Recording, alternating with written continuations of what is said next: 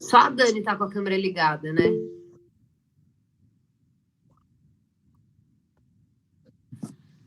É teórica a princípio e talvez a gente vá para a prática.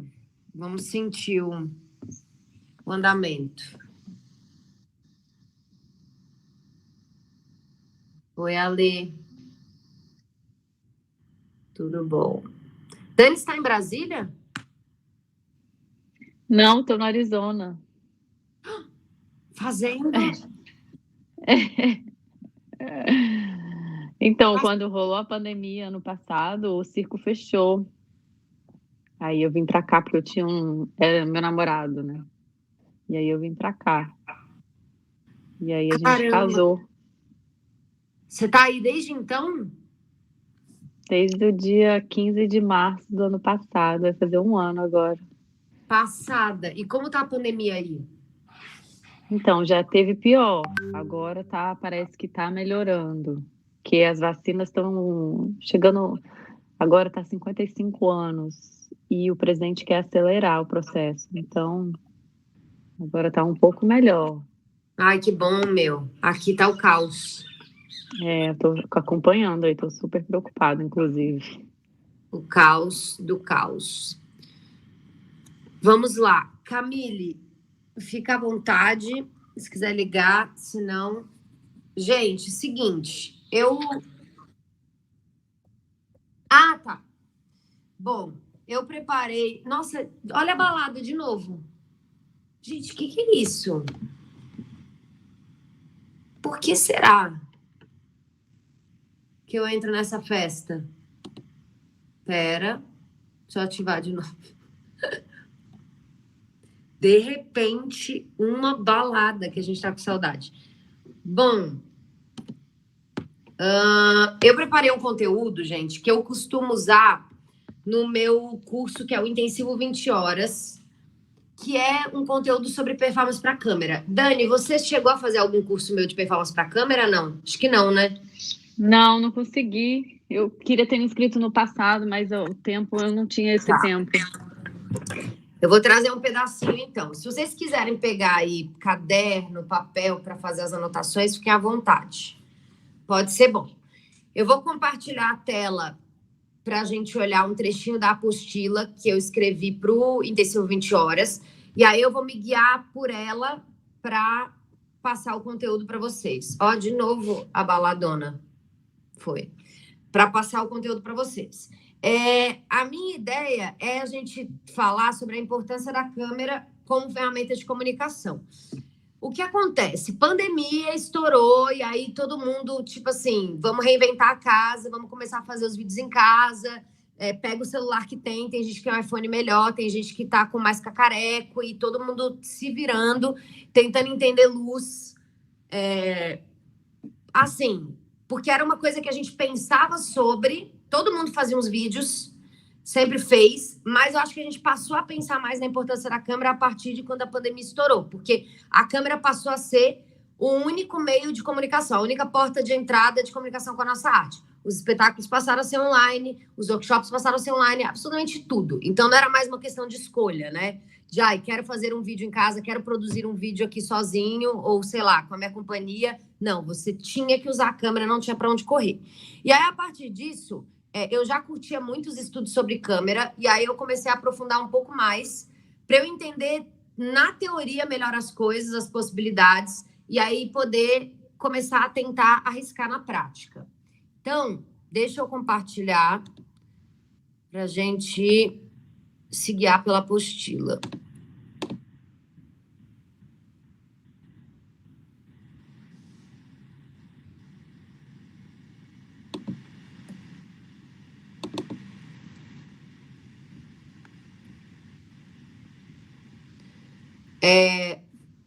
Tá, só me diz se tá dando para ver aí direitinho.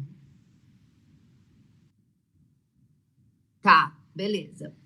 Então vamos lá. Eu falo meio rápido, então se vocês sentirem que tá muito acelerado, vocês abrem. Como eu não tô vendo vocês direito agora, vocês abrem o microfone e qualquer coisa dão uma interrompida e perguntam, etc. Bom, Então, para falar de performance da câmera, a gente fala sobre perceber a relação entre uma proposta coreográfica e a câmera, descobrindo assim possibilidades para experimentações, para o fomento de pesquisa e para a produção de videodança, que é o que eu acabei de falar. A gente entender qual que é a relação que a câmera tem com a proposta coreográfica que você está querendo fazer.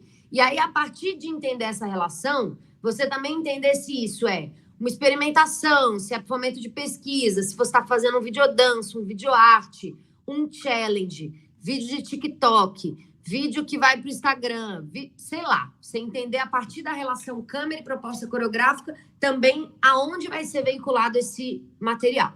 E aí, a partir disso, tem alguns conceitos básicos. Então, o primeiro é a gente entender perspectiva. Perspectiva é a representação a partir de um ponto de vista fixo.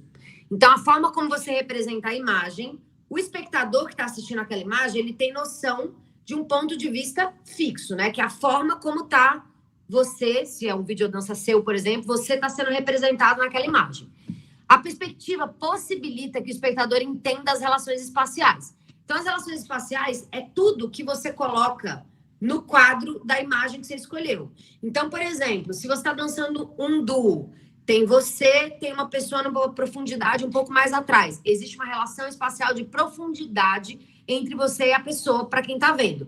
E o espectador ali, ele entende a perspectiva da imagem a partir do entendimento dessa relação espacial. Então, ele entende que tem uma pessoa em primeiro plano na câmera mais à frente, uma pessoa que está mais atrás, uma coisa no cenário do lado esquerdo, uma outra pessoa do lado direito, e ele entende as relações espaciais a partir da ideia da perspectiva.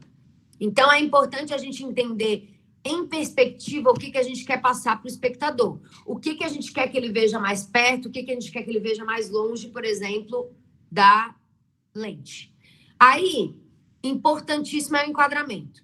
O enquadramento é, em qualquer imagem, o quadro não é simplesmente uma borda neutra. Ele impõe certo ponto de vista ao material da imagem. Então, vamos lá. O enquadramento pode afetar a imagem por meio do tamanho e da forma do quadro. Então, tanto o tamanho do quadro e a forma que ele está disposto. E para pensar em quadro, é um quadro mesmo, tá, gente? Quando a gente pensa, o que eu vou enquadrar? Quando você posiciona a câmera e fala, o que eu vou enquadrar? Eu vou enquadrar a cama e o móvel do lado? Eu vou enquadrar a cama, o móvel e a luminária? É exatamente o quadro da imagem que você escolhe para o espectador ver. Então, pode afetar a imagem por meio do tamanho e da forma do quadro, da maneira como o quadro define o espaço dentro e fora de campo, que a gente fala daqui a pouco, da maneira como o enquadramento impõe a distância, que aí tem a ver com o espectador que está assistindo o teu vídeo, ele está sentindo você perto dele ou longe dele. Isso tem a ver com a distância que você se impõe em relação à câmera. E isso, dentro da escolha toda da proposta, faz diferença. O espectador está mais perto de você ou mais distante de você em relação à imagem. O ângulo é a altura de um ponto de vista da imagem e da maneira como o enquadramento pode se deslocar interagindo com a mise-en-scène. Mise-en-scène são todos os elementos que a gente vê em campo. Todos os elementos que a gente vê ali no enquadramento faz parte da mise-en-scène. Então, não só os personagens das pessoas, mas cenário, tudo que a gente está vendo em campo. Então, o enquadramento que você escolhe, quando ele fala em deslocamento, é que essa câmera pode mover e esse enquadramento pode se deslocar interagindo com a mise-en-scène. Você pode filmar um objeto mais de perto, mais de longe. Conforme você se desloca com a câmera, você se relaciona de formas diferentes com os elementos que estão em quadro. E isso faz diferença para quem está assistindo, principalmente na hora da narrativa, de você pensar dentro daquele seu videodança o que você está contando. Aí, outro conceito que pouca gente fala sobre, mas que, enfim, é uma teoria too much, mas eu vou passar por isso, que é o espaço dentro e fora de campo. Então, por exemplo, quando você está gravando uma publicidade, sei lá, um videoclipe, tem um lance que às vezes o diretor fala, o fio ali da não sei o que tá em quadro, tira o fio de quadro, que é exatamente esse lance do enquadramento que eu acabei de falar. Então, é tipo, o que tá dentro do quadro, o que tá fora do quadro, né? Você tem essa percepção do que você quer dentro do quadro e o que tá fora. Então, por exemplo, o braço da bailarina, quando ela estica, tá saindo de quadro. Então, quer dizer que tá ficando fora da imagem, fora do enquadramento. Pede para a bailarina vir um pouco mais para o lado, porque ela está fora de quadro. Então, a gente tem essa noção do que está dentro do quadro e o que está fora. Quando a gente fala de campo, O campo é o espaço imaginário retratado na tela. Então, enquadramento tem mais a ver com a parte técnica, né? Do que está dentro de quadro, está fora de quadro. Campo tem a ver com o universo do filme. Então, vamos lá. Um exemplo. Harry Potter, que eu acho que todo mundo já assistiu. Aparece um enquadramento lá do castelo de Hogwarts, lá, da escola. Você olha naquele enquadramento, aquele castelo. Você sabe que dentro daquele castelo existem os estudantes, os personagens do filme, o Harry Potter, todo mundo. Então, o que é isso? É o que está fora de campo. Então, fora o campo, como tem a ver com o universo do filme, então, você sabe que aqueles personagens existem, mas eles estão fora do seu campo de visão. Então, eles estão dentro daquele castelo. Mas você sabe que os personagens estão no castelo, por mais que você não esteja enxergando eles. Então, eles estão fora do seu campo de visão, mas eles fazem parte daquele universo imaginário do filme. Então, indo pela definição aqui teórica, seja qual for o seu formato, o quadro coloca fronteira ou limites à imagem. Em um mundo implicitamente contínuo, o quadro seleciona uma fatia para nos mostrar, deixando o resto do espaço fora de campo. Então, campo é o espaço imaginário retratado na tela, fora de campo é o que não está sendo visto na tela, mas existe no universo do filme, que é o exemplo no caso desses personagens do castelo do Harry Potter. Então, por exemplo, um outro exemplo, aqui atrás de mim tem uma porta. Se por acaso eu estou aqui fazendo uma performance para vocês, e aí, de repente, eu entro por aquela porta e fecho ela, vocês sabem que eu existo no universo do filme, que eu tô no quadro, que eu tô no enquadramento, mas eu tô fora do campo de visão de vocês. Então, eu tô fora de campo, mas eu tô dentro do universo do filme. Vocês sabem que eu tô ali atrás daquela porta. Então, basicamente é isso. Quando a gente fala de dentro de quadro e fora de quadro, é uma fala muito mais técnica, né? Que não tem a ver com o universo do filme.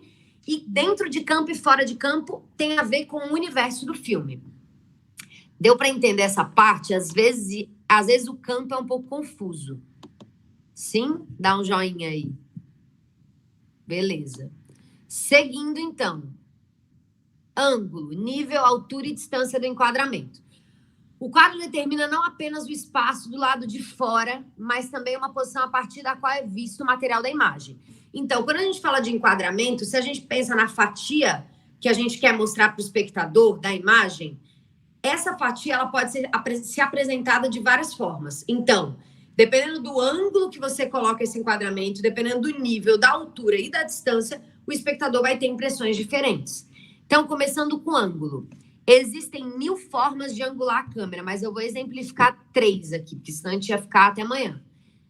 Então, a gente tem um ângulo horizontal, que é a altura dos olhos. Então, pensa num ângulo que não faz nem isso, nem isso. Ele é horizontal, reto ali. A gente tem uma câmera alta, que chama de plongé, que plongé significa mergulho, que é aquela câmera que, não sei se vocês estão me vendo aqui, mas que ela angula assim, de cima para baixo. Então, ela não está reta, ela está tortinha para frente, ela está angulando para frente. Essa câmera alta, eu tô piscando de novo, né, gente? Na balada. Peraí. Tô piscando para vocês? Deixa eu desligar e ligar, peraí. Nossa, o baladão. Porque o teu workshop é de jazz, aí tá fazendo a música aí, falta só a música. A iluminação já foi. Gente, tá um babado. O videodança que já tá acontecendo aqui.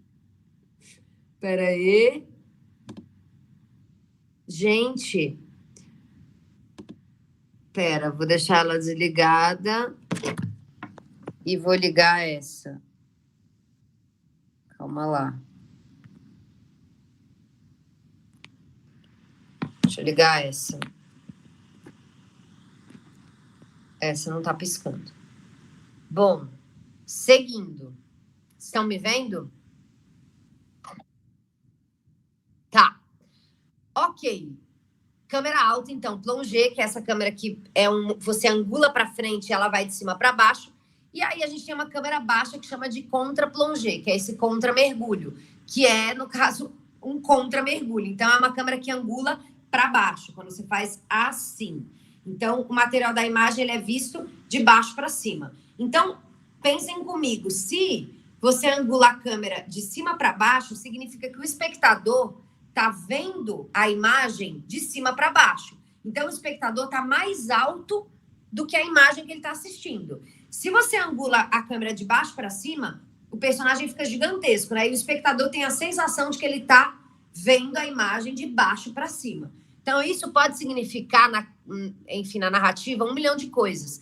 Você pode, como diretor, por exemplo, do seu videodanço, que seja, tá querendo passar uma sensação de poder, e aí você filma de baixo para cima. Então, não sei se vocês já ouviram quando... que o bailarino fala, me filma de baixo para cima, que eu fico mais comprido, por exemplo, que é uma sensação de ficar maior na câmera. Que é isso, que quando você angula de baixo para cima, a sensação de que a imagem está um pouquinho maior. Então, isso pode passar um ar de superioridade, por exemplo, para quem está assistindo. Pode ter a ver com a tua narrativa que você está aí contando. Aí a gente tem o nível. O quadro pode ser mais ou menos nivelado. Isso é, paralelamente ao horizonte, reto. Se o quadro pender para um lado ou para o outro, diz que ele é oblíquo. Ninguém fala oblíquo, tá? As pessoas geralmente chamam de plano holandês ou Dutch, que é holandês em, sei lá, whatever. Então, quando você pende para um lado ou você pende para o outro, que é a câmera torta, é o plano holandês ou Dutch. Fernanda, mas foda-se, o que quer... E daí entortar a câmera? O que isso quer dizer? Muita coisa. Por exemplo, quando a gente vê filme de terror, do gênero terror, um monte de enquadramento é torto. Pode perceber, American Horror Story, tudo isso. Quando você quer passar uma sensação de loucura, de desestabilidade, essa câmera entorta. Então, dentro do seu videodança, vamos supor que você quer passar uma sensação desequilibrada para o espectador. Você quer que ele não tenha uma visão simétrica daquela imagem reta, confortável. Você quer trazer um desequilíbrio. Você entorta a tua câmera. Com certeza, alguma sensação diferente você vai passar para o espectador se aquela câmera está torta, para um lado ou para o outro. Eu não sei se vocês assistiram, deixa eu até descer aqui para ver a cara de vocês. Apesar de que alguns desligaram a câmera. Só Dani sobreviveu. Não sei se você assistiu, Dani, o filme do Gaspar Noé, o Clímax. Vocês assistiram? Um filme que tá no Netflix ainda, eu acho. Eu indico. Assim, tem que ter estômago, porque ele é meio forte de imagem. Mas o filme do Gaspar Noé é um filme que tem dança, eles se drogam, eles tomam LSD sem querer numa sangria, não sabem que tem LSD, e eles ficam todos muito loucos. E a textura do corpo, toda a dança é baseada nessa loucura do LSD. E a câmera desse filme, ela vai ficando cada vez mais torta. Com o decorrer do filme, ela vai ficando louca. Até que ela fica torta e no final ela vira de cabeça para baixo. E você tem uma sensação de estar vendo tudo de cabeça para baixo. E isso causa uma ânsia de vômito. Então é isso. A forma como você nivela a câmera pode estar totalmente relacionada à tua narrativa. Beleza, seguindo. A altura do enquadramento. O enquadramento geralmente nos dá a sensação de estarmos localizados a certa altura em relação aos cenários e figuras. O ângulo da câmera, naturalmente, está parcialmente relacionado com a altura. Enquadrar a partir de um ângulo elevado implica estar em um ponto de vista mais alto que o material da imagem. É o exemplo que eu dei. Quando você angula de cima, o espectador tem uma sensação de estar vendo de um jeito. Quando você angula de baixo, o espectador tem a sensação de estar vendo a imagem de outro. Então, se você filmar, se você tem um tripé, por exemplo, e você colocar essa câmera numa altura mais alta, o espectador vai ter uma sensação da imagem. Se você botar o teu celular no chão, no nível dos pés, por exemplo, você vai estar enquadrando de um outro jeito, a altura vai ser outra, e o espectador vai ter uma outra sensação da imagem sendo vista no nível do chão. Então, parece uma coisa assim, nossa, mas é óbvio, né? A altura da câmera. Mas é uma parada que é óbvia, mas que às vezes a gente não pensa o tanto que a escolha da altura impacta na forma como o espectador está assistindo o teu vídeo. Então, por exemplo, você fazer um contra-plongé com a câmera no chão, isso causa uma sensação de altura. Você fazer um contra-plongé com a câmera no tripé mais alta, isso já vai causar uma outra sensação. Já vai cortar o teu enquadramento de um outro jeito. Então, essa é a altura do enquadramento. Distância do enquadramento é muito simples. O enquadramento da imagem nos coloca a certa distância. O enquadramento fornece uma sensação de estarmos longe ou perto da mise-en-scène. Mise-en-scène, como eu falei lá em cima, é todos os elementos que a gente vê no campo imaginário do filme. Esse aspecto do enquadramento geralmente é chamado de distância da câmera. Então, isso tem muito a ver com a câmera, por exemplo, objetiva, subjetiva. Às vezes a gente está assistindo um filme que a câmera está mais distante do personagem e aí ela vai chegando cada vez mais perto e você vai se sentindo cada vez mais na emoção do personagem ou entrando dentro da mente dele, que é aquela câmera subjetiva, né? Que começa a enquadrar o rosto só, que ela vai chegando muito perto. Então, o fato de você escolher a câmera estar mais distante da sua performance ou mais perto, isso também causa para o espectador sensações diferentes. De ele estar mais próximo da tua performance ou ele estar mais distante da tua performance. É a mesma coisa de você ir ao teatro, por exemplo. Você tem na plateia, você pode estar na última fileira e quem está na última fileira tem uma percepção daquela performance, quem está no meio da plateia tem outra, quem está na primeira fileira tem outra. Quantas vezes a gente vai assistir um espetáculo? A gente ia, né? Porque, assim, 1 ano já. Mas que a gente ia assistir um espetáculo e que a gente falava assim... Foi 2 vezes assistir. Assistiu no camarote lá atrás e assistiu na primeira fileira. São espetáculos completamente diferentes. Porque a distância que você se impõe em relação à performance te causa impactos diferentes. Então, também a distância da câmera vai causar isso para quem está assistindo. Aí a gente chega em planos. O tamanho dos planos, a medida padrão é o corpo humano. Para a gente entender isso, vamos começar de um geralzão. Então, plano geral, quando você escolhe o enquadramento, que enquadramento é a fatia que você escolhe da imagem, certo? Plano tem como medida padrão o corpo humano. Então, plano é o quanto de corpo tem na imagem, tá? Então, num plano geral, você tem a geografia geral da cena. Então, quando você está assistindo um documentário de natureza, por exemplo, aí tem aquele plano, sei lá, num drone, que é aquela câmerazinha que voa, ou, sei lá, um plano que te mostra aquela natureza gigantesca. É uma geografia geral da cena. Você não vê personagem, você tem uma noção da geografia. Isso a gente chama de um plano geral. Depois vem o plano conjunto, que começa-se a perceber a existência do personagem e uns em relação aos outros. Você começa a perceber personagens na cena, a relação espacial entre eles, mas ainda é um plano que é muito, muito aberto. Depois você tem o plano aberto, que é a geografia geral da cena e os personagens mais evidentes, que você vai fazer um vídeo de dança. Aí você escolhe lá, tem o enquadramento, a fatia, o que você quer mostrar para o espectador, e você se enquadra de corpo inteiro naquele quadro. Isso é um plano aberto. O teu corpo humano inteiro está aparecendo no quadro.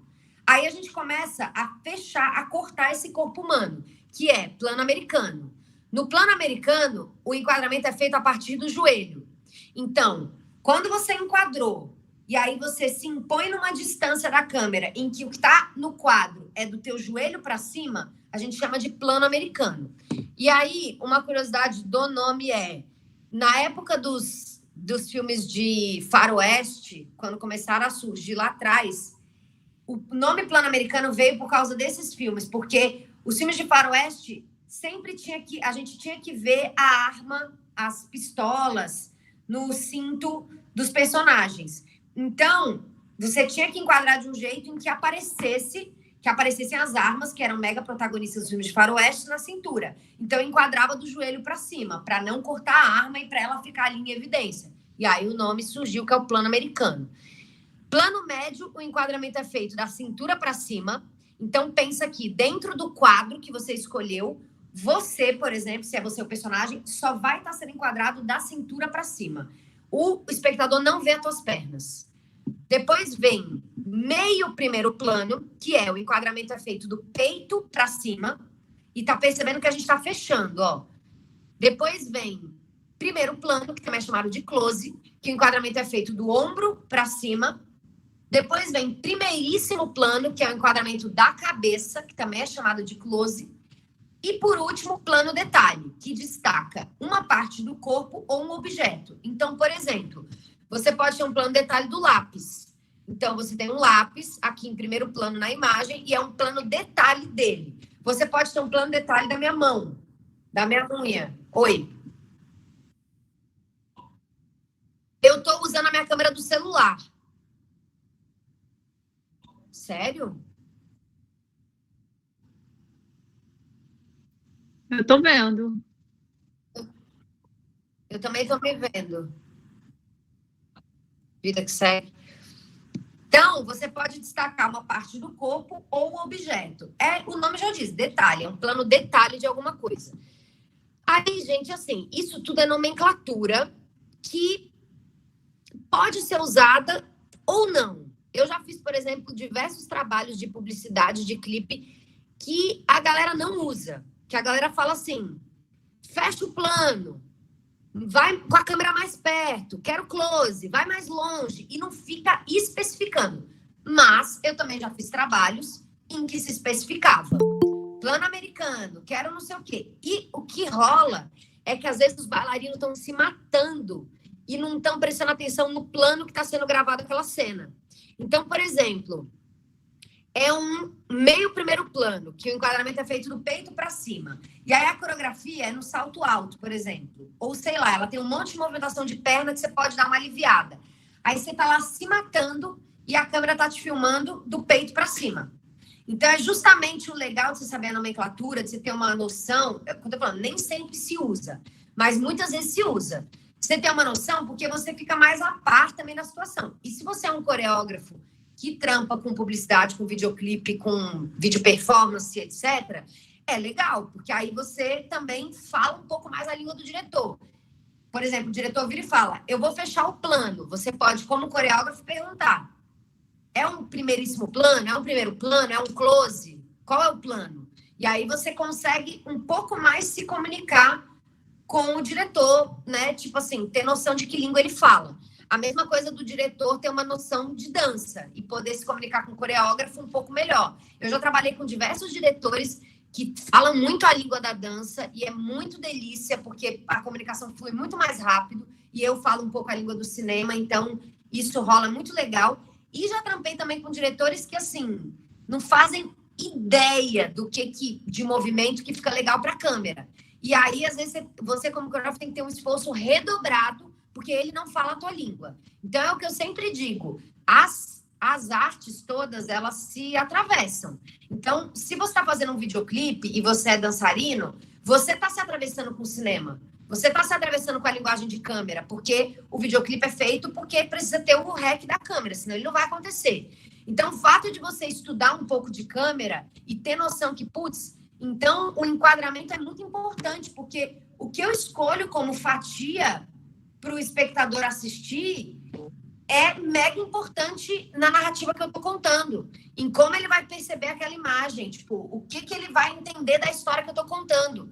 Se, por exemplo, dentro da minha fatia do enquadramento, eu mostro, sei lá, uma garrafa vazia na lateral do plano, um cinzeiro com os cigarros apagados, não sei, objetos X da mise-en-scène. Isso dentro da minha narrativa pode enriquecer, pode me ajudar muito a contar a história. O fato do espectador saber que eu fumei 10 cigarros e que eu bebi 3 garrafas de uísque naquela noite. E aí a minha dança tá assim, no videodança. E aí a minha dança tá indo de acordo com o que tá ali na lateral, que eu me acabei na última noite, bebi pra caralho, e a performance tá, de alguma forma, sendo sobre isso, sei lá. Pode ser muito mais, eu tô dando um exemplo bobo, mas assim... O que você enquadra, o que você escolhe para o espectador assistir influencia muito no que você está contando na tua história. Então, por isso que eu acho legal, nessas relações todas que vão se atravessando, a gente estudar essas coisas que se atravessam. Que acho que faz diferença na hora de se comunicar.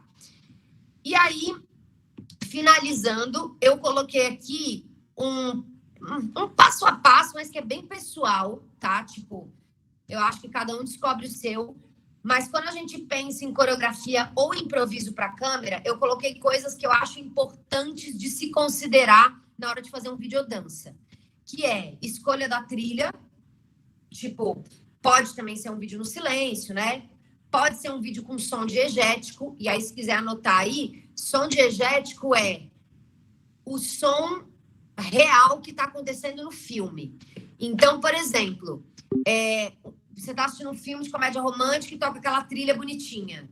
É a trilha do filme. De repente, aquela personagem entra no carro e aquela trilha começa a tocar dentro do carro dela. Isso se chama som diegético, que é o som que sai do filme, do vídeo que você está vendo. Não é uma trilha. Então, ele é real do universo do filme. Então a escolha pode ser pelo som diegético. Tipo, vou fazer um filme, um videodança que eu vou bater as panelas, vou gritar, vou, sei lá, vou usar só som diegético, eu não vou usar som de trilha nenhuma, também é uma opção. Seguida vem pesquisa do mood, ideia e proposta, que é o seu processo de pesquisa, que é qual vai ser o mood daquele vídeo, né? Qual vai ser, que humor que vai ter aquele vídeo, qual vai ser a ideia, qual vai ser a proposta, né? Quem eu quero atingir com ele, o que eu quero abordar nele, ideia, para daí você poder entender a narrativa. Pesquisa de referências, se você quiser pesquisar referências, às vezes é bacana, que aí pode ser em fotos, vídeos, livros, pesquisa de referência. E, por fim, criação, que é tudo isso junto, vira sua criação.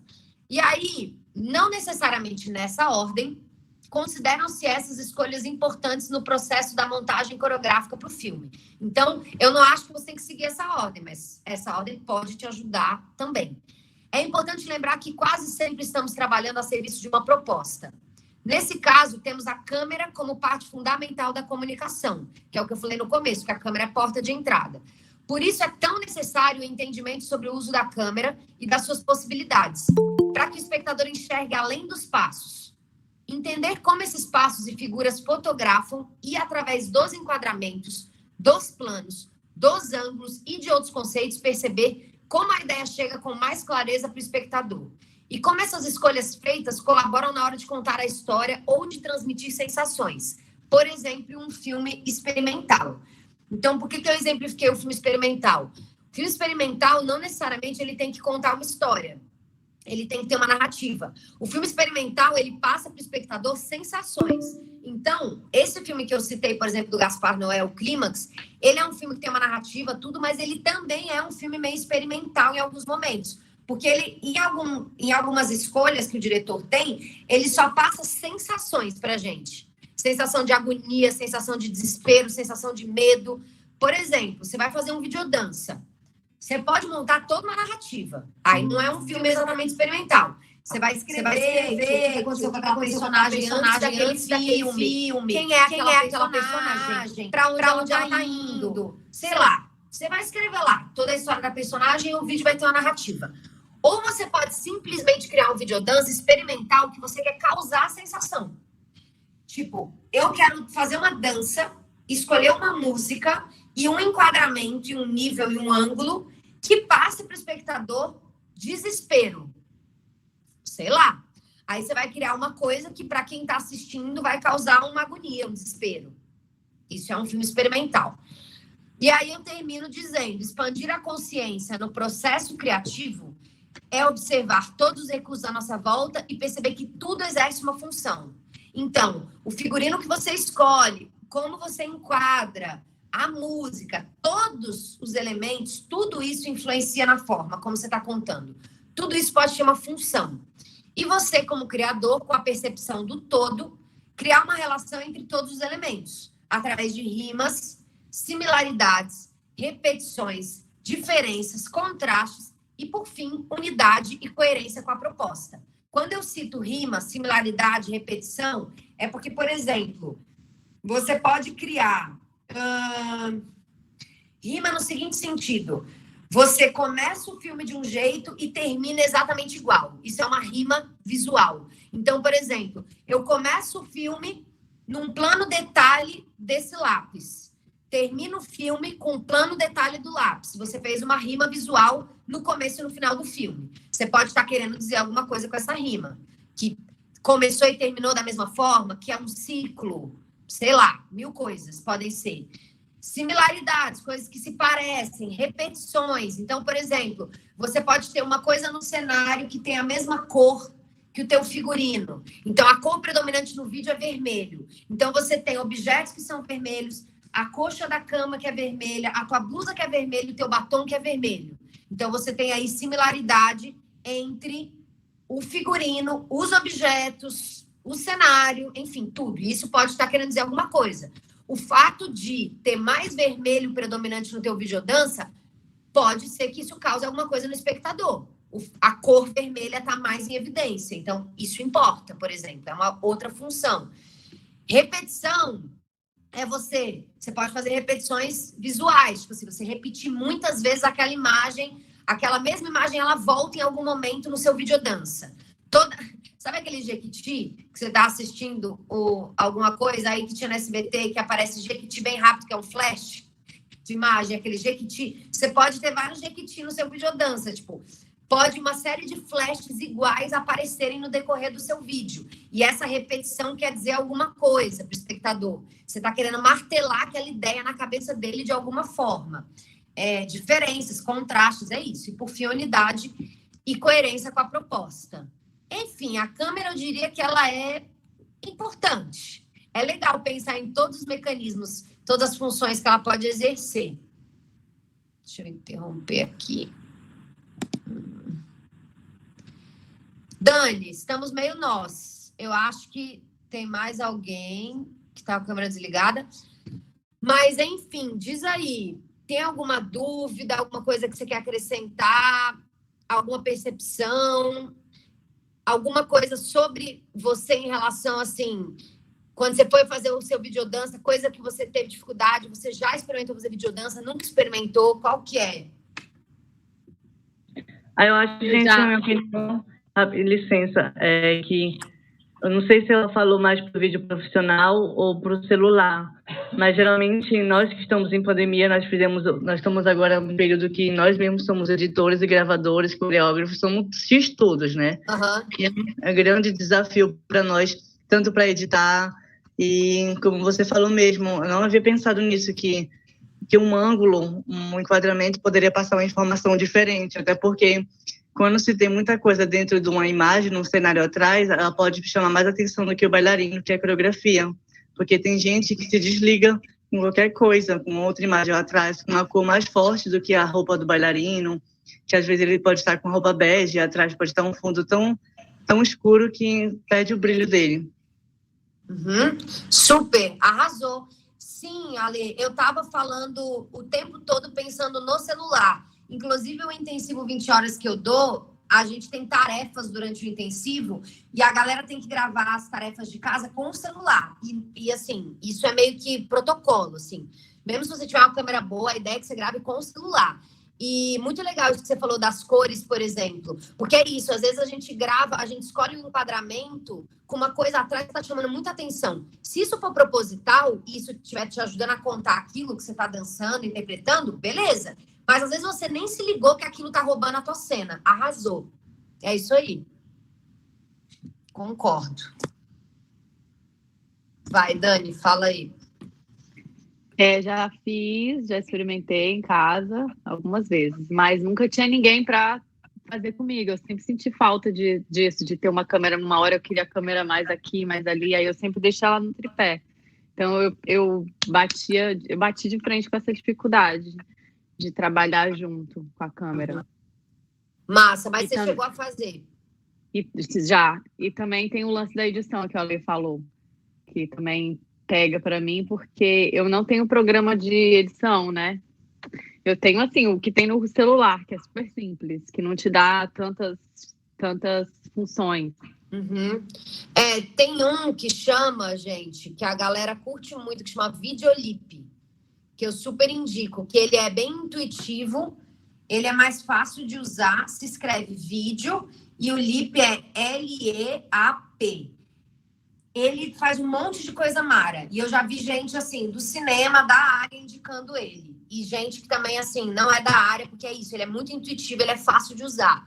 Ele tem uma versão gratuita, que tem alguns mecanismos, e aí ele tem uma versão mais paga, que eu não sei se é 30 e poucos reais, por aí, mensal, que daí tem mais opções. Mas ele tem uma versão gratuita. Eu, particularmente, não curto o rolê de edição. Assim, eu faço raramente alguma coisa ou outra, porque eu acho que edição é uma cirurgia que você tem que ter muita paciência com a imagem, com o que vem depois, para não passar coisa errada. Porque aí, que bom que vocês trouxeram esse ponto, tanto a Ale quanto o Dani, da montagem. Porque a montagem, ela é extremamente importante na hora que você está contando a história. Também é um outro rolê que conta para o espectador a história, que é o tempo do plano que você deixa aparecer mais, o tempo do corte, qual corte que você faz, se é um corte fusão, se é um corte seco, se é um corte que vai descortinando, tipo, que tipo de corte que você está fazendo, tudo isso também conta no entendimento do espectador.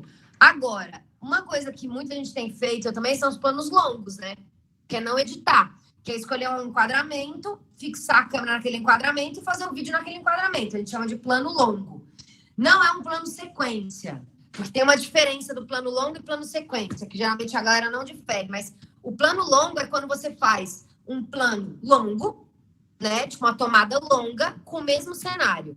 O plano sequência é quando você faz uma tomada longa mudando o cenário. Então, por exemplo, eu vou exemplificar aqui. Eu vou fazer um plano sequência, tipo, na minha casa.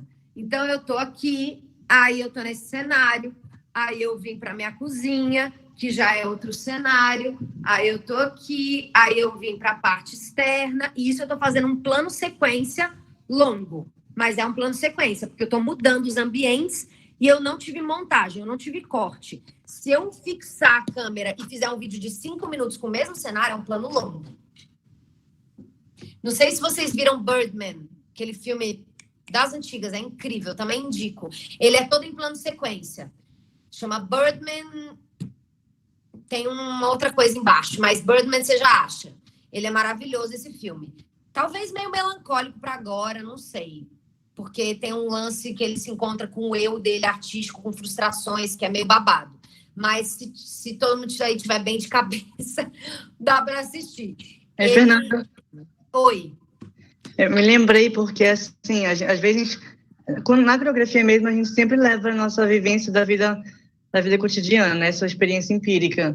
E quando a gente vai fazer um vídeo, quando a gente edita, a gente leva isso.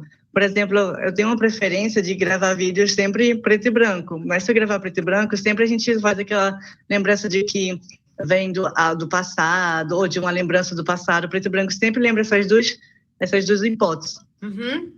Super! Nossa, arrasou, Ale. Você tem feito vídeos danças na pandemia?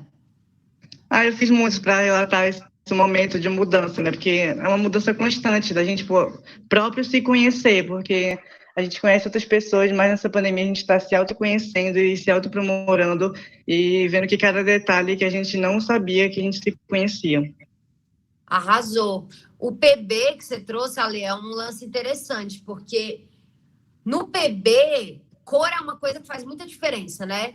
Para o impacto para quem está assistindo. E na hora que você tira a cor, você perde muito recurso, a princípio. Mas, ao mesmo tempo, o PB ele tem um lance de causar uma sensação, igual você falou, talvez de uma nostalgia, de coisas passadas, que é muito interessante também. Eu amo.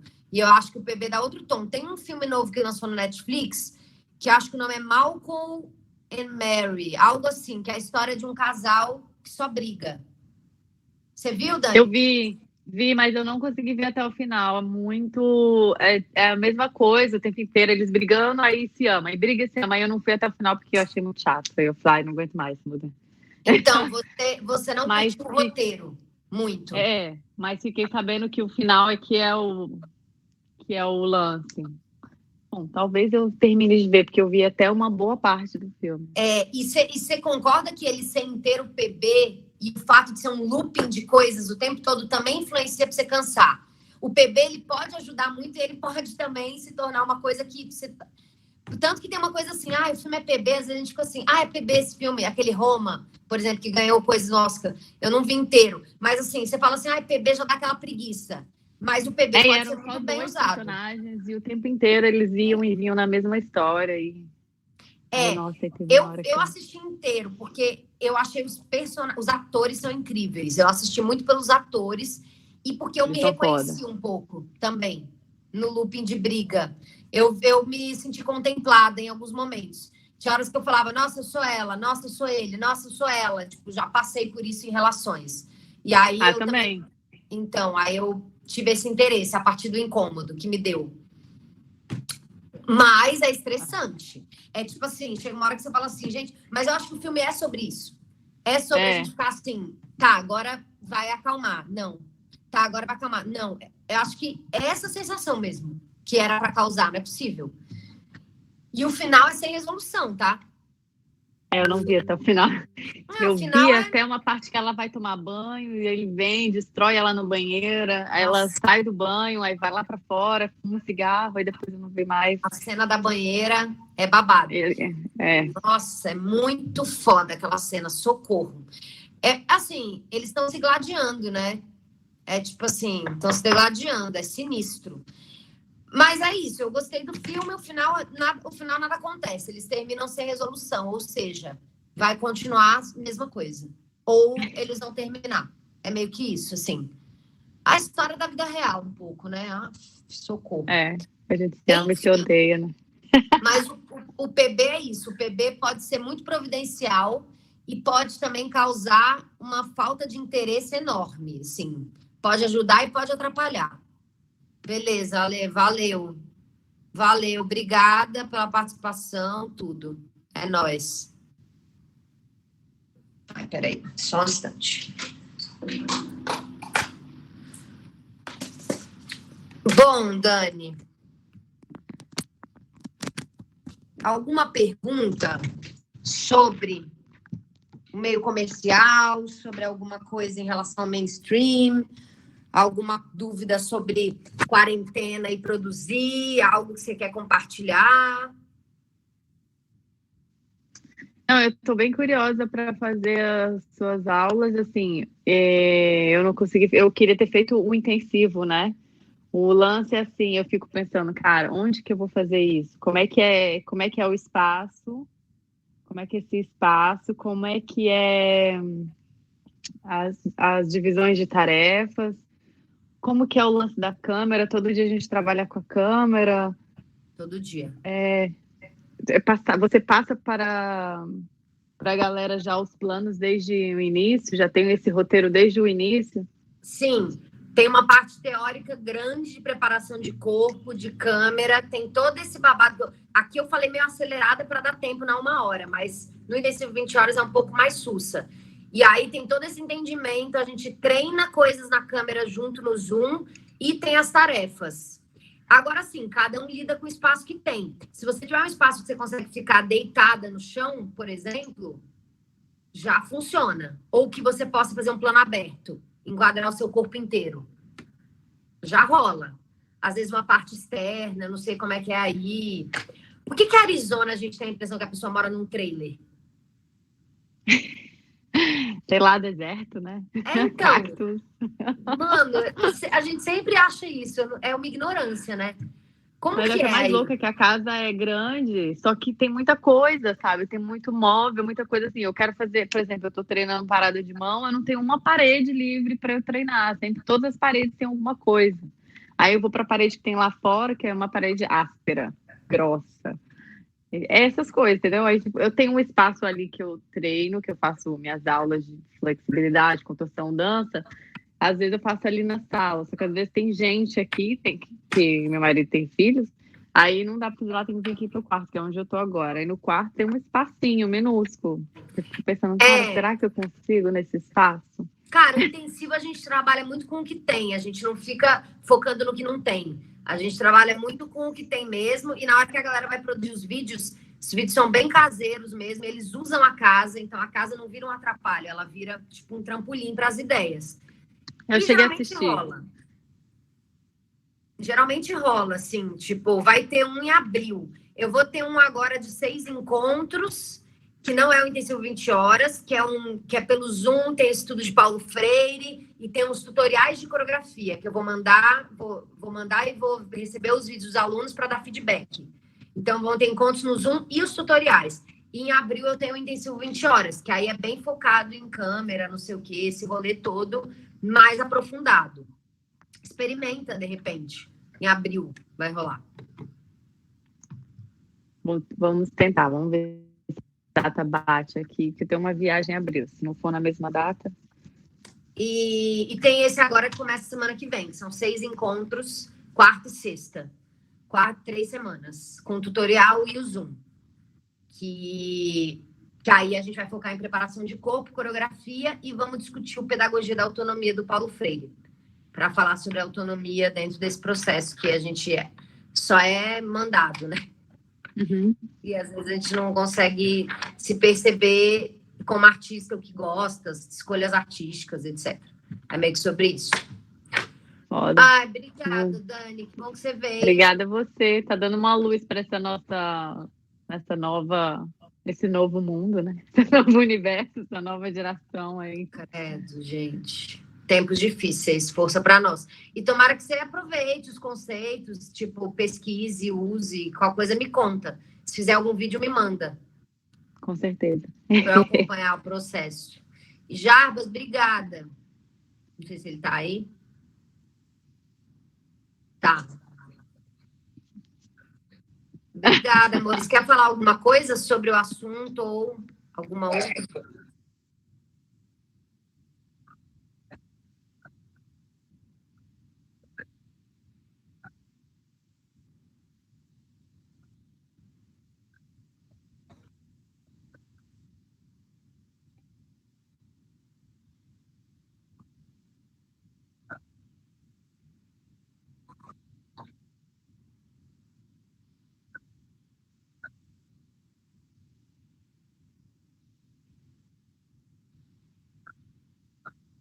Valeu, amore. Obrigada. Cuidem. Vou desligar aqui. Cuidem também. Beijo. Um beijo.